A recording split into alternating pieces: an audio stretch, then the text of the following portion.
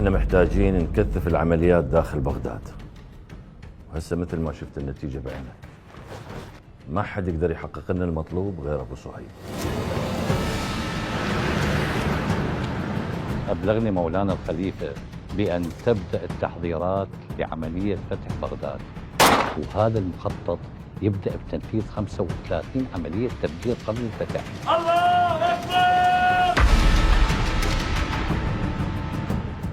ثقيلة، إذا تنفجر صوتها لك الناس الأمريكيين شنو ذنبها؟ يقطع أكبر سالفة. هاي أكثر المناطق ازدحاما بالأسواق، بس لازم نختار الوقت المناسب. طلقة واحدة بالراس حصرا. Bonjour. Oui, elle était bien. كل المنافذ والسيطرات داخلين بحيطة وحذر. لازم ننتبه لوضعنا الداخلي. أنا مرة محمداوية بتفالح الصيهود، أو زلمتي حارث السوداني. أنت دفاع له داخليا.